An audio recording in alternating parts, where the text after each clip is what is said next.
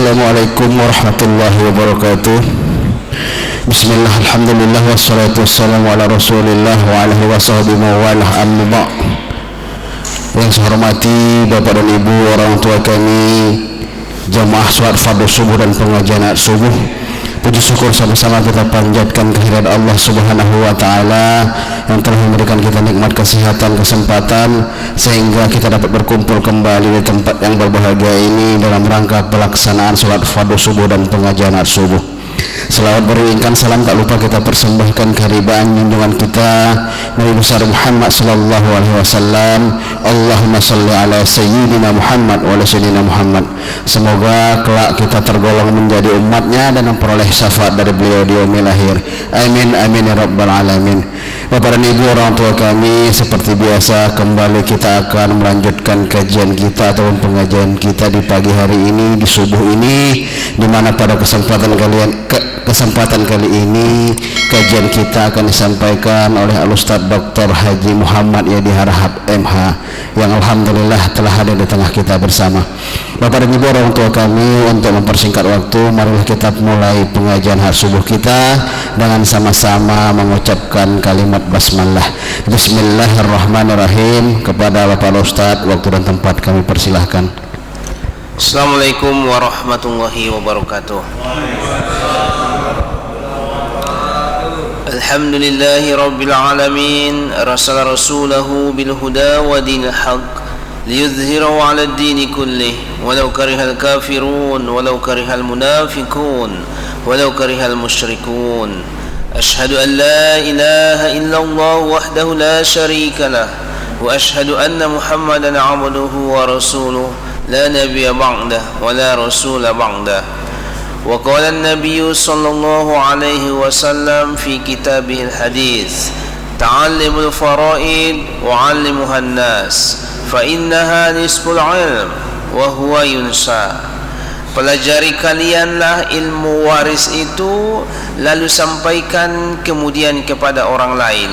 Fa innaha nisful 'ilm, maka belajar ilmu waris tentu mereka telah mendapatkan setengah daripada ilmu yang diturunkan Allah Subhanahu wa taala. Wa huwa yunsa, tapi ilmu waris ini ilmu yang seringkali terlupakan.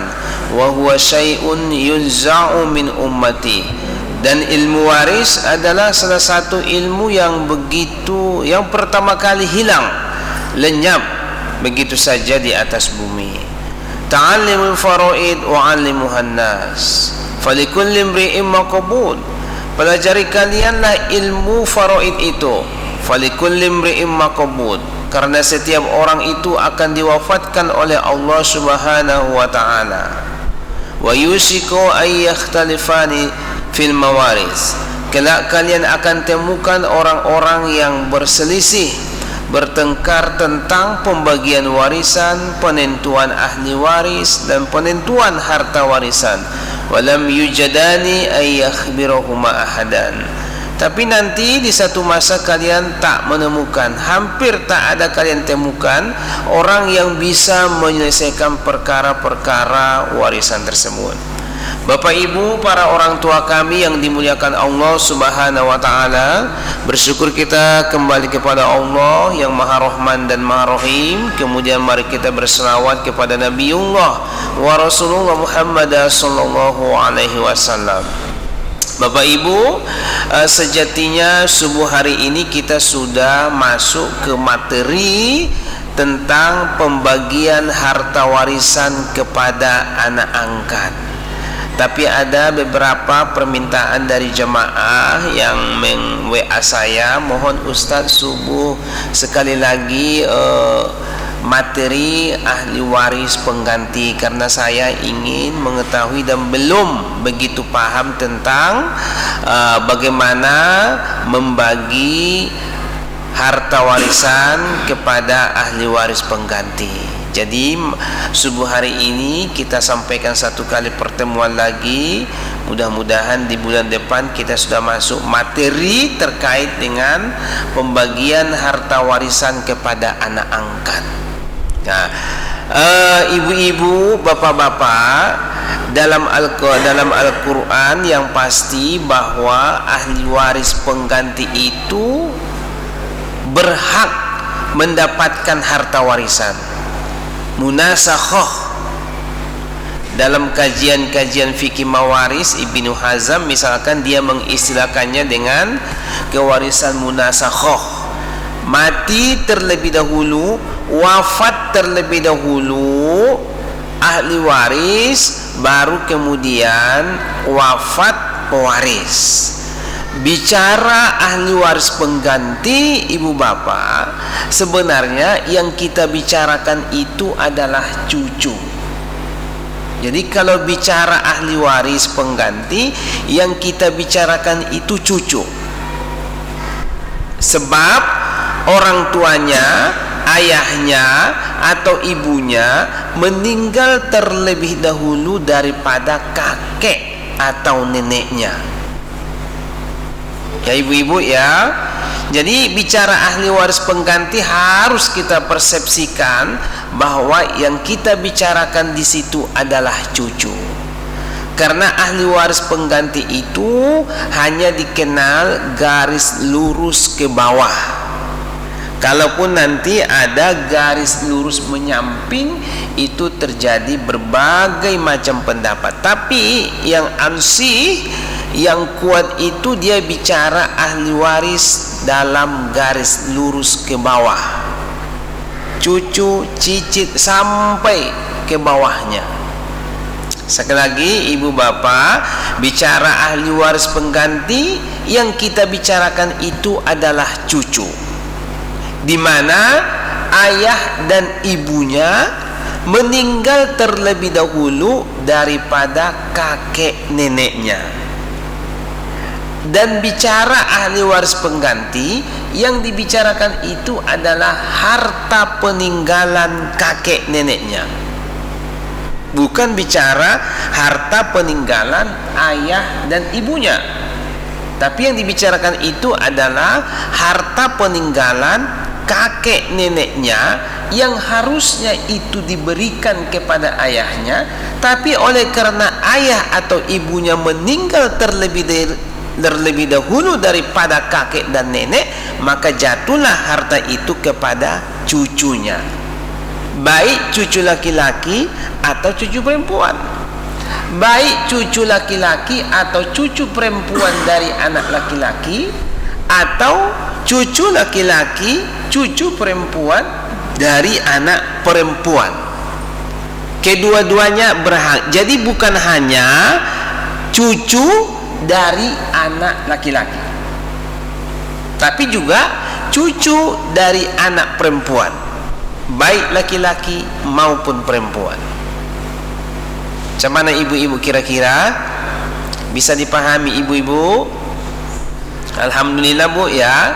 Intinya jika bicara ahli waris pengganti, fokusnya yang kita bicarakan itu adalah cucu, bukan suami, bukan istri, bukan ayah, bukan ibu, bukan kakek, bukan nenek, bukan paman, dan bukan bibi. Yang kita bicarakan posisi cucu, di mana ayah ibunya meninggal terlebih dahulu daripada kakek neneknya, maka dia berhak mewarisi. Berhak cucu ini mewarisi sebesar apa yang harusnya didapatkan oleh ayah atau ibunya.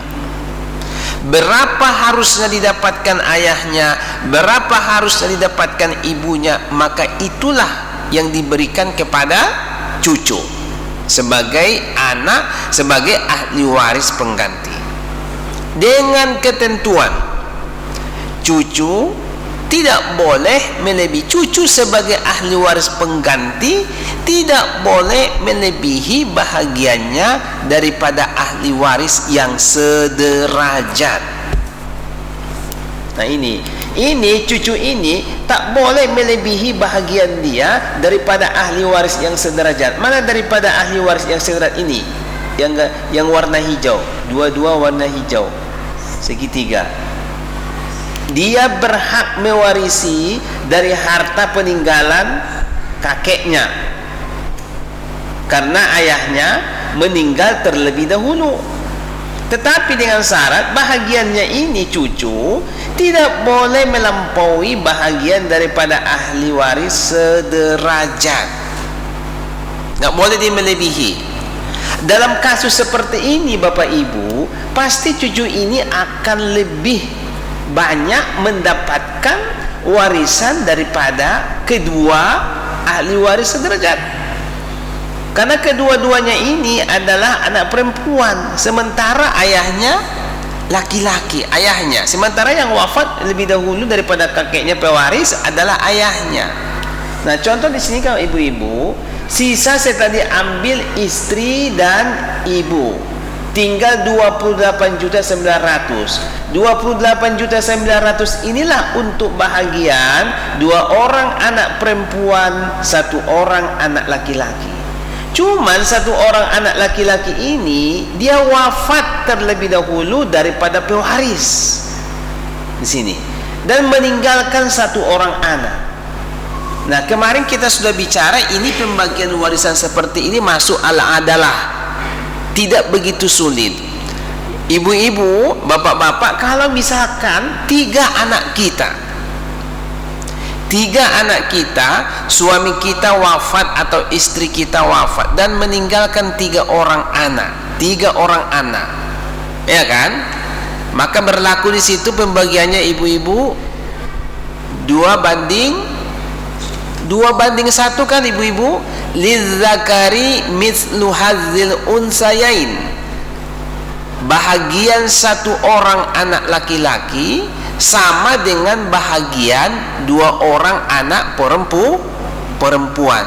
Ingat ibu-ibu, kalau ahli waris itu ada anak laki-laki, ada anak perempuan, maka berlakulah Quran surah An-Nisa ayat 12, lizzakari mislu hazzil unsayain. Nah, ini seumpama ini misalkan tidak ada yang wafat, dianggap ini hidup, maka berlakulah 2:1. Kalau semisal harta 20 juta, kalau semisal harta 20 juta ibu-ibu bapak-bapak, maka dibagi 4 dia kan.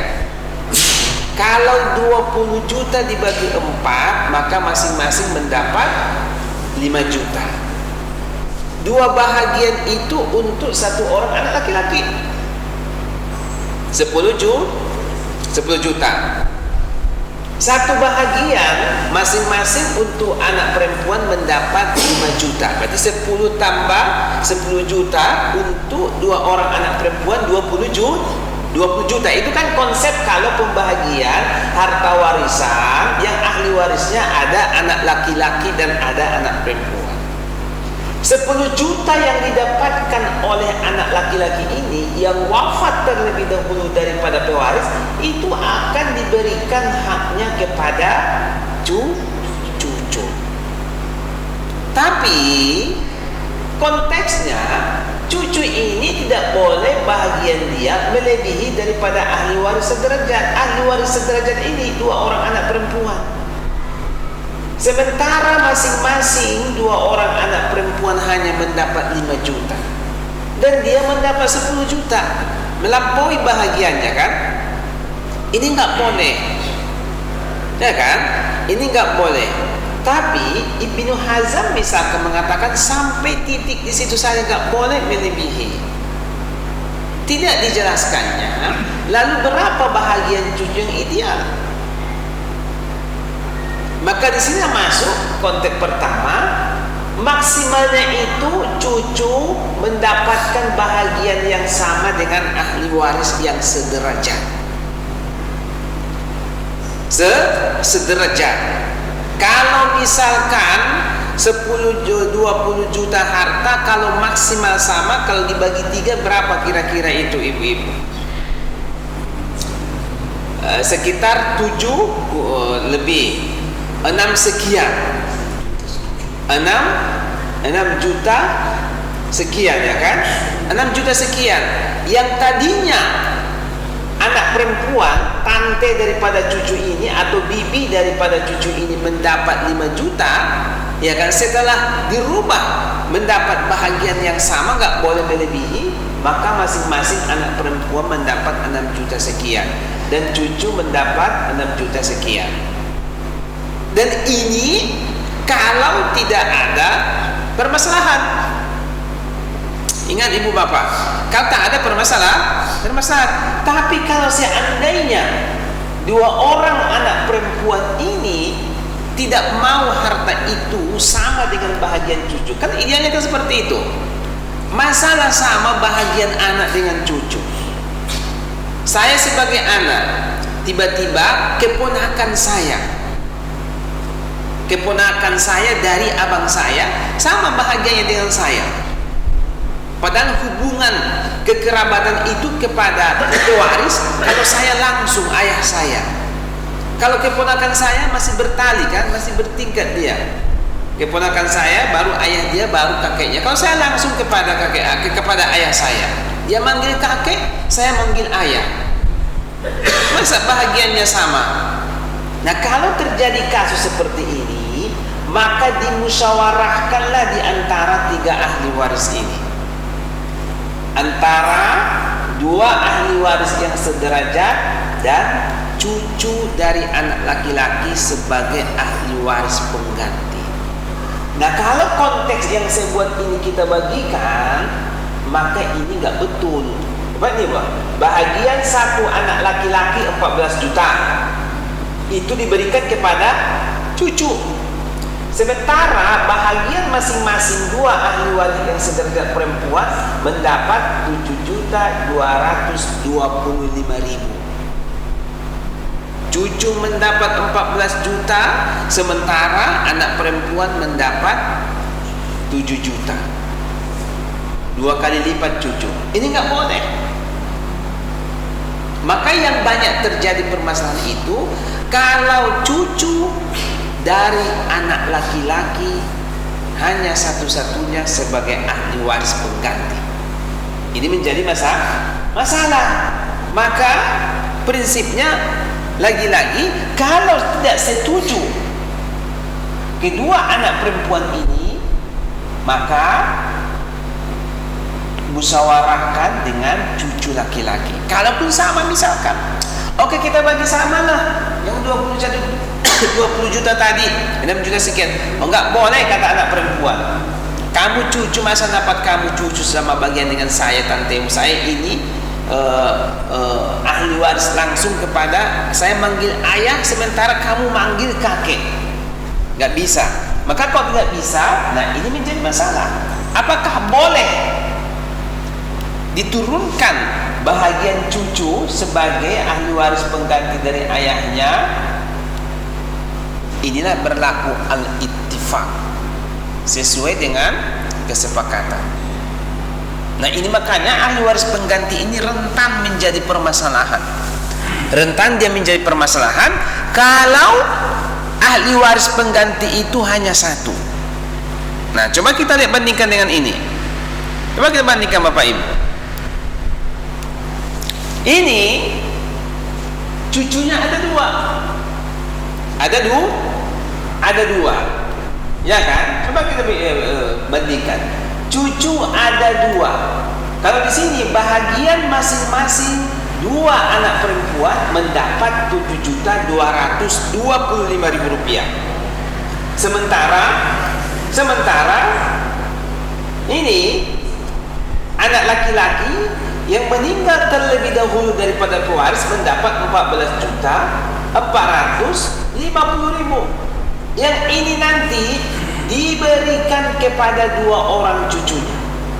Ternyata cucunya ada 1 laki-laki, 1 perempuan sebagai ahli waris pengganti. Maka tetaplah bagi ini berlaku 2:1. Ya kan? Untuk cucu perempuan mendapat 3.200.000. Untuk cucu laki-laki mendapat 6 juta. Melampaui tidak dengan bahagian anak perempuan? Tidak, maka ini boleh, nggak ada masalah di sini, karena tidak melampaui bahagian anak perempuan. Paham kira ibu-ibu? karena nggak melampaui. Cucu ada dua sebagai ahli waris pengganti dari anak laki-laki, ya kan? Dan ada dua orang anak perempuan. Tetap bahagiannya ini dibagikan sesuai dengan porsinya, berlaku 2:1, ya kan? Masing-masing dua orang anak perempuan mendapat 7 juta sekian, dan satu orang anak laki-laki yang wafat terlebih dahulu daripada pewaris mendapat 14 juta sekian. Yang 14 juta sekian ini akan diberikan kepada anaknya atau cucu daripada pewaris sebagai ahli waris pengganti. Jadi posisi dia di sini bukan sebagai cucu, ahli waris pengganti. Yang pada dasarnya kalau kita lihat urutannya ini kan dia cucu ini. Maka konteks seperti ini, bahagian cucu laki-laki dan cucu perempuan tidak melampaui melebihi bahagian dari dua orang anak perempuan. Maka ini boleh. Maka ini boleh. Nah, kita lanjutkan lagi, ibu-ibu. Nah, ini dia. Coba kita perhatikan. Ini yang wafat terlebih dahulu anak perempuan. Anak perempuan. Bapak Ibu, kalau cucu dari anak perempuan itu akan terhijab, terdinding oleh karena masih ada anak laki-laki. Kalau masih ada anak laki-laki. Tapi posisi di sini bukan dia kategori yang biasa, tapi dia kategori luar biasa. Kapan luar biasanya? Meninggal terlebih dahulu pewaris, meninggal terlebih dahulu ahli waris. Dalam hal ini anak perempuan daripada pewaris, ibu atau istri. Tadi kan suami, ini ibu sebagai ibu sekaligus dia sebagai istri dari suami yang masih hidup, ya kan? Ini nanti kemarin ini salah, ini nanti ini bukan setengah tapi dia 1/4, ya kan? 1/4 dia nanti. Nah, posisi seperti ini, kalau misalkan harta, contoh Bapak Ibu, harta tadi kan 27.200.000 sisanya dibagi 4. Kenapa dibagi 4? Karena anak laki-laki ini dianggap dua bagian lebih gampangnya, ya kan?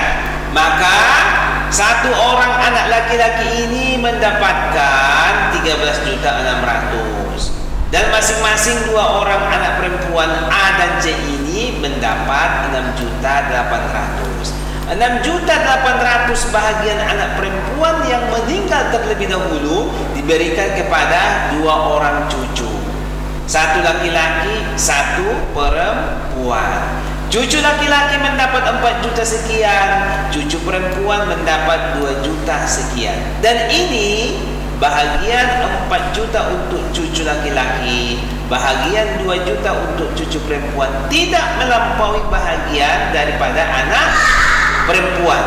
Karena anak perempuan mendapat 6 juta, anak laki-laki mendapat 13.600.000. Apa artinya ibu-ibu? Yang menjadi rentan masalah ahli waris pengganti ini kalau cucu dari anak laki-laki. Kalau cucu dari anak perempuan tak ada masalah itu. Kalau cucu dari anak perempuan, nah ini kita bandingkan, ini juga pasti tak ada masalah.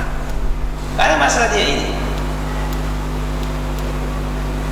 Nih, ada 4 cucu sebagai ahli waris pengganti karena 2 anak pewaris meninggal terlebih dahulu. Si A, si C ini anak ini kan anak ini derajat anak, ini derajat ayah ibu, ini derajat kakek nenek, ini derajat cucu. Coba kita Bapak Ibu, ini yang di atas AI ini derajat kakek nenek, kakek dari pihak sebagai ayah, kakek dari pihak ibu sebagai istri, ya kan? Ketiga ini anak, 2 anak laki-laki, 1 anak perempuan. Nah, ingat bu, kalau yang segitiga ini berarti anak perempuan. Kalau yang bulat-bulat ini itu anak laki-laki. Ini dia. Kalau yang hitam ini, hitam berarti yang wafat. Yang hitam, kenapa saya buat warna hitam berarti telah wafat. Ini wafat. Si A, si C ini sebagai anak, A dan C sebagai anak wafat terlebih dahulu daripada suami atau istri sebagai pewaris. Saya buat di sini pewaris ini istri dan meninggalkan 4 orang cucu. 4 orang cucu ini dari 1 anak perempuan dan 1 anak laki-laki yang meninggal terlebih dahulu daripada pewaris. Lagi-lagi tetap karena ada anak laki-laki, ada anak perempuan, berlaku surah An-Nisa, lidzakari mislu hadzil unsayain, berlaku 2:1. Nah sekarang coba ibu-ibu, ini kan posisi 2 anak laki-laki, 1 anak perempuan, berlaku 2:1. Kira-kira dibagi berapa lah harta ini bu? Kamu bagi 5, betul. Bagi 5 dia. Betul itu bu, bagi 5. Kalau misalkan harta 10 juta, kalau dibagi 5 masing-masing mendapat 2 juta. 2 bahagian untuk masing-masing 2 anak laki-laki. Berarti berapa Bapak Ibu? 4 juta masing-masing untuk anak laki-laki. Untuk anak perempuan 2 juta pas. Karena ini masuk kategori al-adalah, tak perlu kita mencari asal masalah. Gak perlu kita. Kalau mencari asal masalah itu kalau kategori aul atau kategori rad dia pembagiannya. Dan ini akan masuk juga nanti kita ke sana. Kalau kategori seperti mudah membaginya. Nah tadi 1 orang anak laki-laki mendapat 4 juta. Nah ini ada anak laki-laki meninggal 4 juta. 4 juta ini nanti yang diberikan kepada cucu sebagai pengganti, cucu laki-laki, cucu perempuan. 4 juta tadi kan bagiannya, ya kan? 4 juta dibagi berarti berapa ini? Dianggap cucu berarti berapa ibu-ibu? 3. 4 juta lah dibagi 3. Kalau 4 juta dibagi 3 ibu-ibu kira-kira berapa bu? 1 juta 200 sekian ya. Ya, bukan 1 juta 300 sekian. Berarti kita 2 juta 600 untuk 1 anak laki-laki, 1 juta sekian, 1 juta 300 sekian untuk anak perempuan. Ini tidak akan melampaui bahagian daripada anak laki-laki 4 juta di bagiannya, tidak melampaui. Nah kan? Kemudian ini anak perempuan, dia tadi dapat 2 juta dibagikan kepada 2 anak perempuan, asobah bil ghair, dia cucu sebagai anak dari ahli waris pengganti. Masing-masing mereka dapat 1 juta. Enggak melampaui bahagian daripada ahli waris sederajat, dia 4 juta. Maka ini betul, benar dia. Enggak ada case di sini, enggak ada masalah. Cuma kita menceritakan kalau ada kasus seperti ini, nah begitu jalannya. Oke? Baru kita akan lanjutkan. Berbeda dengan kalau misalkan contoh Bapak Ibu, dia ini bukan meninggal terlebih dahulu, tapi ditunda-tunda pembagian warisan. Sering ya Bu menunda-nunda pembagian warisan kan? Kemarin saya sampaikan selintas, yang boleh menunda-nunda pembagian warisan itu pertama oleh karena ahli waris masih ada dalam kandungan.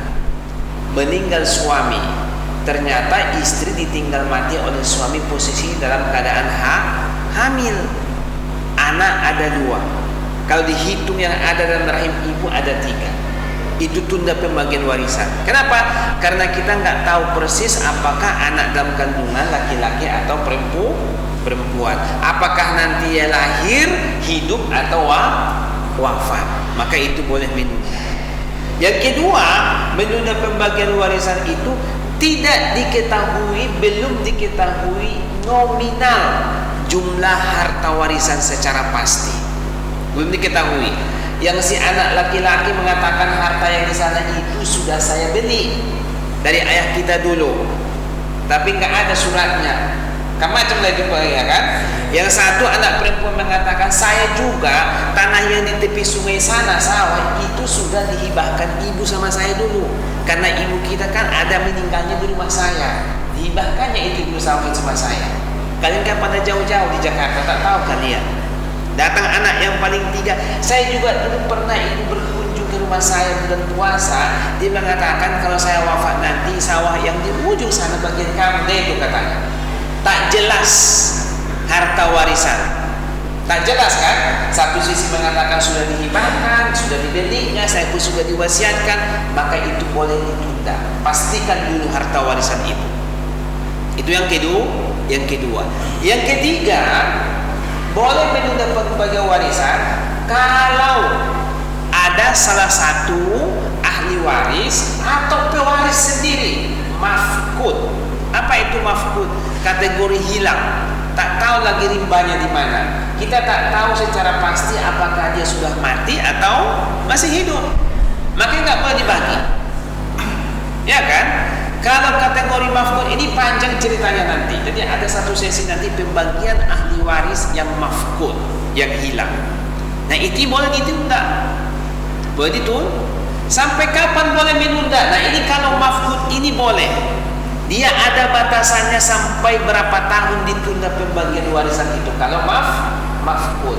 Tapi kalau objek warisannya berselisih paham, sampai tuntas lah objeknya. Selesai dituntaskan, oh inilah baru bagikan itu. Nah kita bicara tadi ditunda-tunda pembagian warisan itu. Udah matinya, udah wafatnya ini suami sebagai pewaris, udah wafat dia kan, berarti kan ada kewajiban membagi warisan, membagi. Pelaksanaannya boleh Bapak Ibu, pembagiannya harus segera dilaksanakan. Setelah kemarin dibayar utang dan wasiat, pelaksanaannya boleh ditunda. Satunya rumah, itulah harta warisan rumah, iya kan? Meninggal suami, ayah, ibu kita di situ, mau kita langsung laksanakan pembagiannya, iya kan? Kamar ini bagian ibu, kamar ini bagian ayah. Itu nggak etis juga itu. Pelaksanaannya boleh ditunda. Udahlah, ibu kita kan masih di sini. Yang pasti kita tahu kita rumah ini berapa bagiannya. Saya anak laki-laki, bagian rumah ini saya dikasihkan kemarin ini harganya 200 juta sekian. Ibu kita sekian. Karena rumah ini setengah bagian ibu kita, ya kan? Dari setengahnya itu, ya karena ayah kita yang wafat, ibu mendapat misalnya 1/6. Udahlah, kita tunda pelaksanaannya. Ya kan, sampai kita senangkan dulu ibu kita. Kalau dah wafat nanti ibu kita baru kita laksanakan pembagiannya. Tapi pembagiannya sudah kita tentukan. Ada hak masing-masing kita di sini. Kan itu yang kadang kecewa kita kan? Didiamkan sehingga kita mungkin barangkali merasa tak dapat saya bagian dari rumah ini karena saya jauh di Sulawesi. Ya kan, misalkan. Nah ini menunda-nunda pembagian warisan, misalkan udah wafatnya suami sebagai pewaris, tak dibagi warisan, kemudian wafatlah anak laki-lakinya ini, wafat anak laki-laki, maka ini nggak ada kategori ahli waris pengganti di sini. Seberapapun yang didapatkan anak akan diberikan kepada cucu, tak dipermasalahkan mau cucu 5 kali lipat lebih besar bahagian dia daripada ahli waris sederajat, tak ada masalah. Tak ada masalah. Karena ini tadi posisi menunda pembagian warisan sehingga ahli waris wafat, salah satu atau dua ahli warisnya wafat, harta belum dibagi. Kan banyak case seperti ini kan ibu-ibu, banyak kasus. Maka cucu ini tidak disebut sebagai ahli waris pengganti. Maka apa yang didapatkan oleh ayahnya mau 2 kali lipat, 6 kali lipat lebih besar bahagian ayahnya daripada anak perempuan ini diturunkan kepadanya. Tidak dipermasalahkan melampaui bahagian cucu daripada anak, tidak akan dipermasalahkan karena posisi di sini adalah akibat menunda pembagian warisan. Ya kan? Udah wafatnya ini si pewaris, tak apa nggak dibagi warisan, baru kemudian 10 tahun 5 tahun meninggal satu anaknya atau 2 anaknya, maka bahagian ini anak ini yang wafat setelah pewaris, ya kan, diberikan kepada cucu. Mau 2 kali lipat, 5 kali lipat bahagian cucu ini daripada ahli waris yang sederajat, tak ada masalah. Jangan pula 2 orang anak perempuan ini dia mau mengatakan sama lah bahagian kita, nggak boleh. Harus lebih banyak bahagian cucu daripada tante di sini. Karena cucu ini mendapatkan haknya sesuai dengan hak ayahnya karena proses pembagian warisan ditunda. Berbeda dengan kalau posisi ahli waris pengganti. Nah, kalau ada misalkan ada di kita, saya dulu ayah saya dah wafat, padahal kakek saya sudah meninggal 2 tahun baru ayah saya wafat, tapi kok nggak dikasih sama saya hak ibu itu, hak bapak itu sebesar sesuai dengan bahagian ayah ibu kita. Mau melampaui bahagian kita sebagai cucu daripada paman kita, tante kita, tak masalah, karena posisinya tadi menunda-nunda pembagian warisan. Berbeda dengan kalau posisi ahli waris pengganti. Wallahu a'lam bishawab. Saya berikan kepada moderator semua. Baik, terima kasih kepada Bapak Ustaz atas pemaparannya. Baik, selanjutnya kita masuki sesi tanya jawab berkaitan dengan apa yang disampaikan tadi. Kami persilahkan kepada Bapak Ibu yang mau bertanya. Pak, izin sebentar, kebetulan Ibu itu duluan, bentar ya Pak. Silakan Bu, Ibu. Nanti gantian ke Bapak, bentar Pak. Silakan. Waalaikumsalam.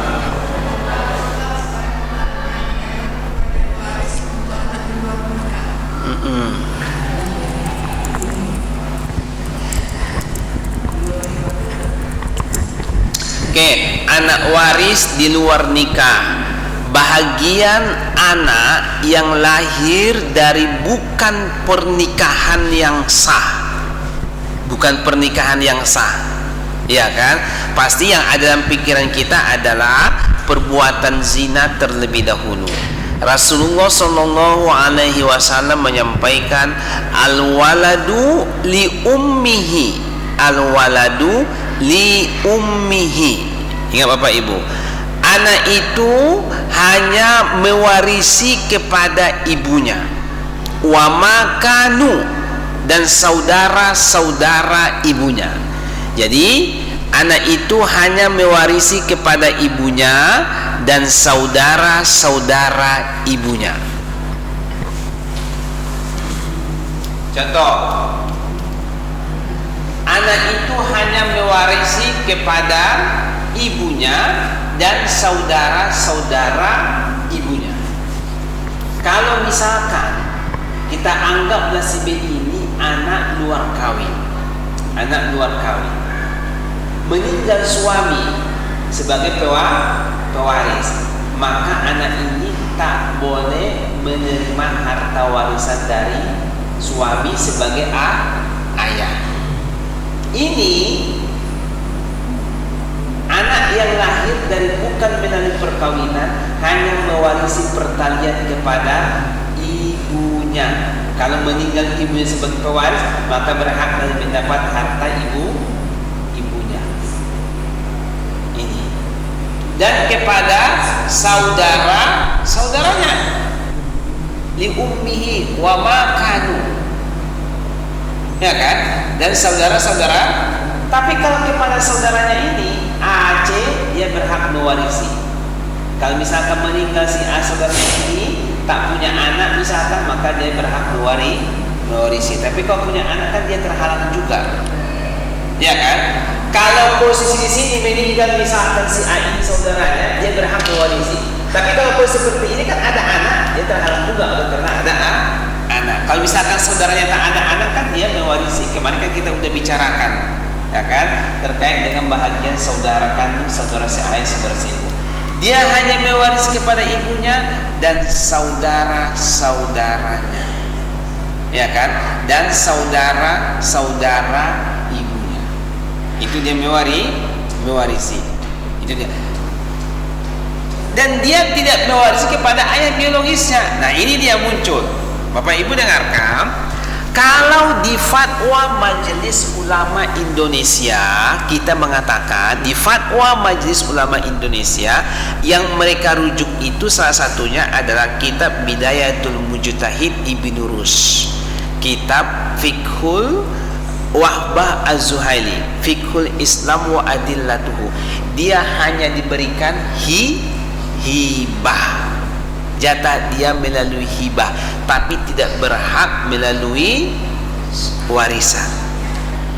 Tapi Ibu, anak yang lahir dari bukan melalui perkawinan, apakah bertanggung jawab ayah biologis kepada anaknya? Iya, bertanggung jawab terhadap pemenuhan nafkah. Tapi dalam hal waris tidak. Ini sudah difatwakan oleh Majelis Ulama Indonesia yang dirujuk dari berbagai kitab. Salah satunya tadi Fiqhul Islam wa Adillatuhu Wahbah Az-Zuhaili.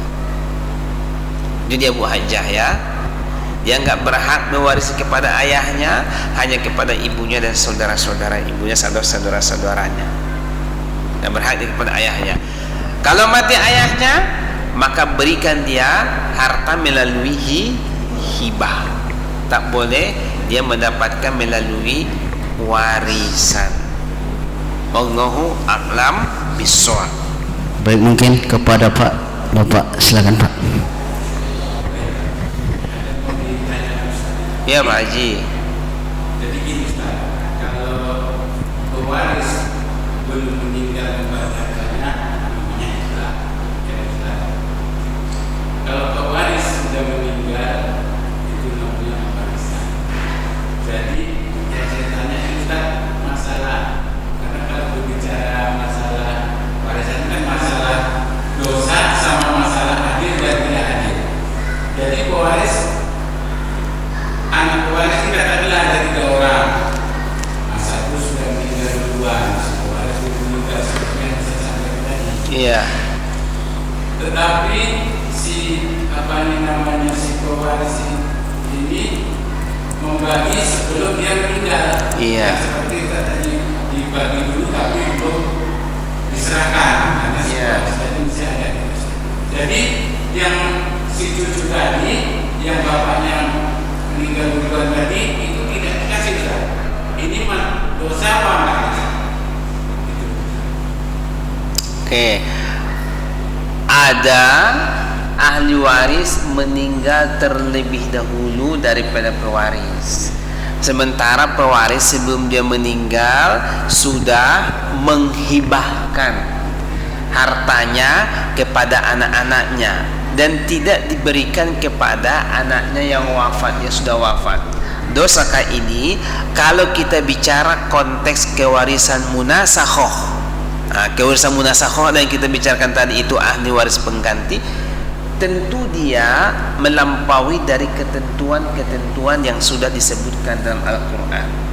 Sejatinya kalau dia menghibahkan kepada anaknya, maka dia juga harus menghibahkan harta itu kepada anaknya yang sudah wafat terlebih dahulu daripada dirinya, karena ada cucu. Nah, coba ini kita buat dulu. Nih, ada orang tua, ya kan? Ada orang tua wafat anaknya terlebih dahulu dan ada anaknya cucu.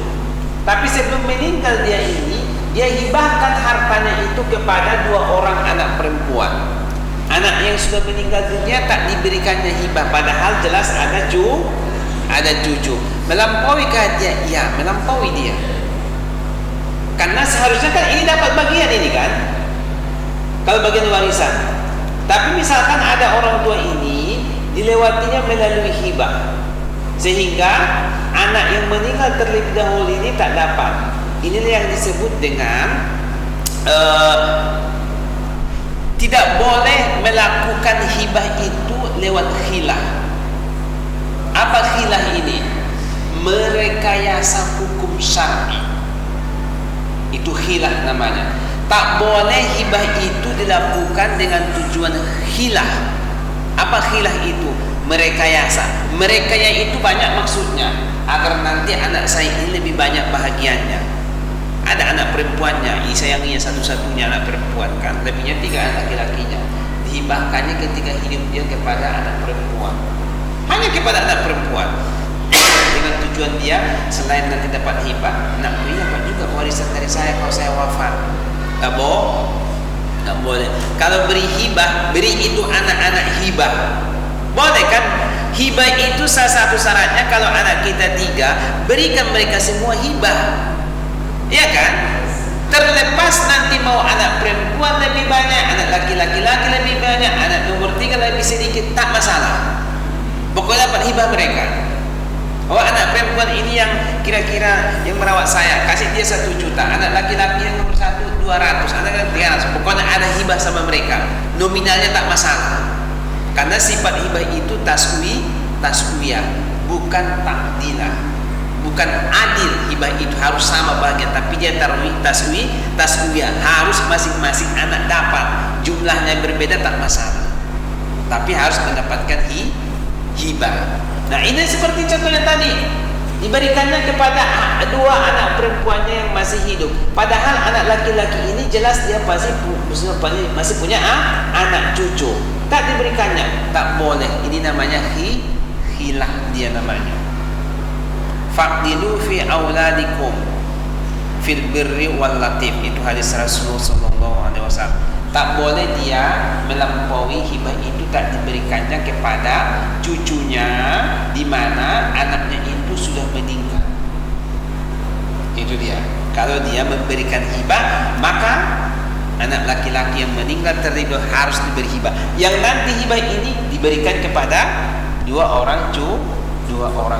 Ingat Bapak Ibu, kalau misalkan nanti ini ternyata hibah cucu ini diberikannya lebih banyak, tak masalah.